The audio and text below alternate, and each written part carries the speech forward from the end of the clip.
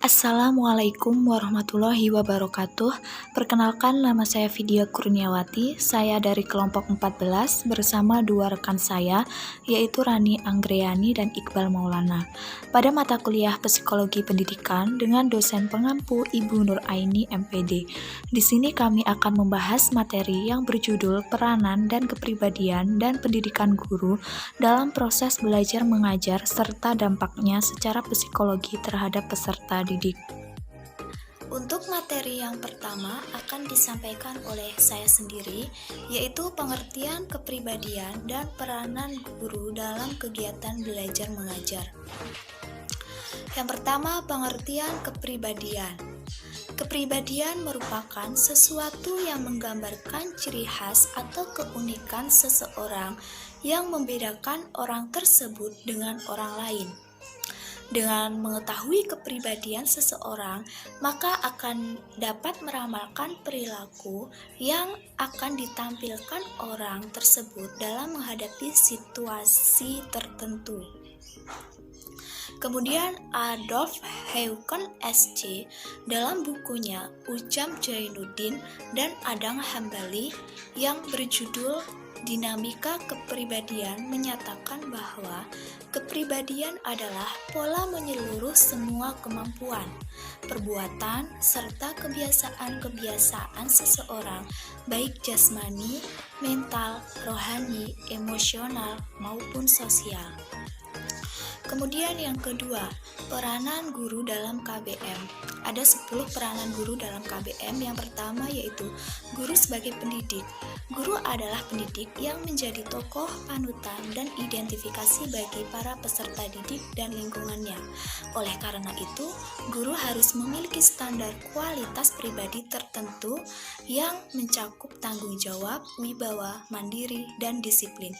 Yang kedua, guru sebagai pengajar. Guru sebagai pengajar berarti memberitahu atau menyampaikan materi pembelajaran.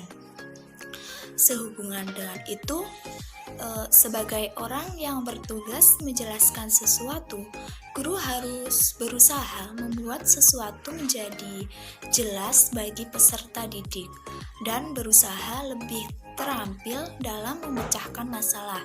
Kemudian yang ketiga, guru sebagai pembimbing. Sebagai pembimbing, guru harus merumuskan tujuan secara jelas, menetapkan waktu perjalanan, menetapkan jalan yang harus ditempuh, menggunakan petunjuk perjalanan, serta menilai kelancarannya sesuai dengan kebutuhan dan kemampuan peserta didik. Semua itu dilakukan berdasarkan kerjasama yang baik dengan peserta didik. Tetapi guru memberikan pengaruh utama dalam setiap aspek perjalanan. Sebagai pembimbing, guru memiliki berbagai hak dan tanggung jawab dalam setiap perjalanan yang direncanakan dan dilaksanakannya. Kemudian yang keempat, guru sebagai pelatih. Guru harus berperan sebagai pelatih yang bertugas melatih peserta didik dalam pembentukan kompetensi dasar sesuai dengan potensi masing-masing.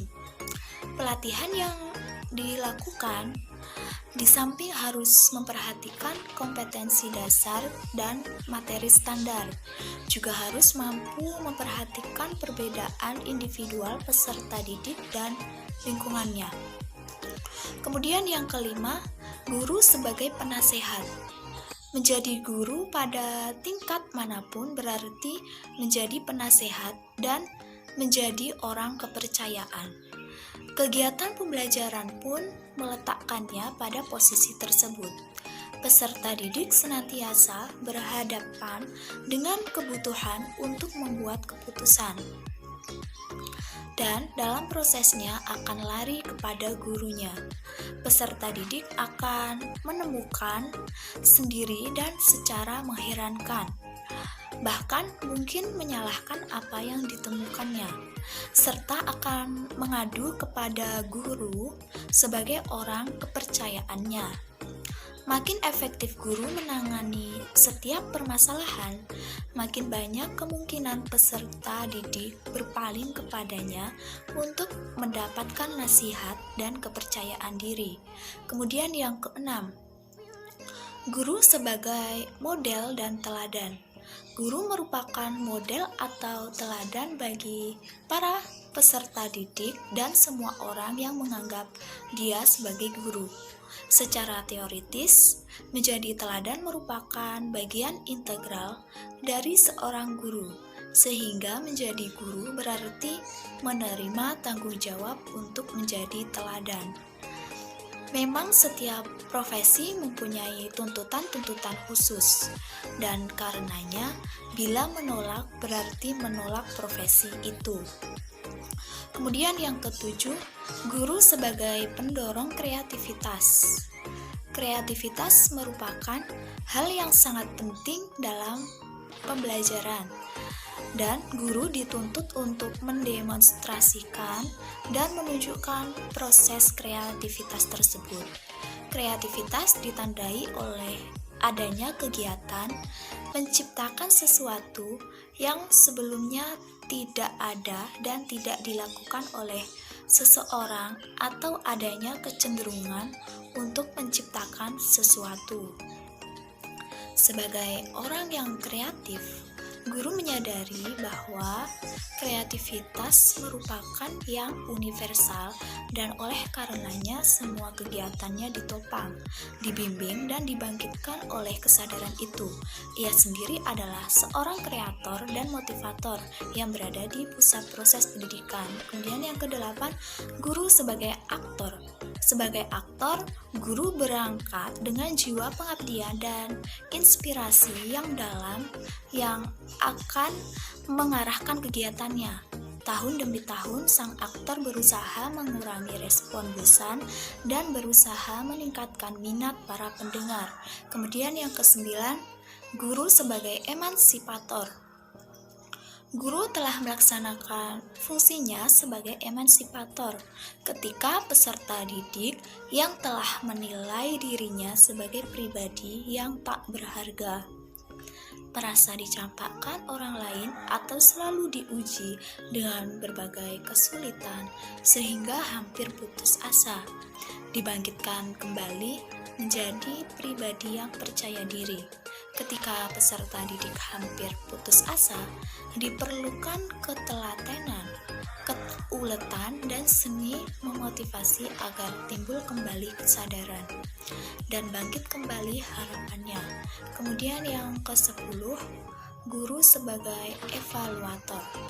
Evaluasi atau penilaian merupakan aspek pembelajaran yang paling kompleks karena melibatkan banyak latar belakang dan hubungan, serta variabel lain yang mempunyai arti apabila berhubungan dengan konteks yang hampir tidak mungkin dapat dipisahkan dengan setiap segi penilaian. Tidak ada pembelajaran tanpa penilaian, karena penilaian merupakan proses menetapkan kualitas hasil belajar atau proses untuk menentukan tingkat pencapaian tujuan pembelajaran oleh peserta didik. Baik, saya akan melanjutkan presentasi tersebut. Fungsi guru dalam kegiatan belajar mengajar. Yang pertama, menciptakan suasana pembelajaran yang kondusif dan kreatif, menciptakan berbagai metode penyampaian materi, dan membuat suasana pembelajaran yang menarik. Kedua, membangkitkan motivasi para siswa agar lebih aktif dan giat belajar. Ketiga, membimbing dan mempermudah para siswa dalam pembelajaran sehingga proses kegiatan belajar menjadi berkualitas. Yang keempat, menjadi pemimpin dan juga sebagai tempat bertanya untuk para siswa. Ciri-ciri guru yang baik. Yang pertama, memahami proses pembelajaran. Setiap guru harus memahami proses pembelajaran sehingga dalam proses pembelajaran tersebut dapat berjalan dengan baik. 2. Mampu memutuskan perkara dengan adil. Setiap guru harus mempunyai keputusan yang adil dan bijaksana, dan tidak membedakan antara siswa yang berprestasi dan siswa yang tidak berprestasi. 3. Memahami kondisi mental anak atau siswa. Setiap siswa memiliki permasalahan yang berbeda-beda, sehingga sudah menjadi tugas guru untuk mendampingi mereka dan mendengarkan keluhan mereka, sehingga setiap masalah dapat diselesaikan dengan baik. 4. Mengajarkan cara bersikap konsisten. 5. Memberikan contoh yang baik. Guru harus menjadikan teladan bagi para siswa. Contohnya, jika para guru melihat siswa membuang sampah sembarangan, maka guru harus menegur dan memberikan nasihat, sehingga para siswa itu tidak mengulangi perbuatan tersebut. Sekian, terima kasih. Baiklah, saya Rani Anggreni akan melanjutkan materi selanjutnya, yaitu bentuk-bentuk hubungan guru, peserta didik, dan pengaruhnya terhadap proses dan hasil belajar. Secara umum, orang yang menganggap hubungan guru dan siswa adalah hubungan antara yang mengajar dengan yang belajar, yang mendidik dengan yang dididik, yaitu guru dianggap sebagai orang yang lebih dewasa yang menolong siswa peserta didik di dalam kelas. Keduanya tidak hanya mengandung aspek otak, tetapi juga mengandung aspek tingkah laku, rohani, perasaan, dan kepribadian. Bentuk-bentuk hubungan guru, peserta didik, dan pengaruh terhadap proses dan hasil belajar. Dalam kultur Indonesia, hubungan guru dengan siswa sesungguhnya terjadi pada saat sedang pembelajaran, tetapi di luar tugas guru tetap jadi puna bakti atau suri tauladan. Berdasarkan uraian di atas, tampak bahwa hubungan guru dengan siswa tidak hanya di kelas dalam bahasa profesional, tetapi juga dalam konteks kultural. Hubungan guru dengan siswa di dalam proses belajar mengajar merupakan faktor yang sangat menentukan keberhasilan proses pembelajaran.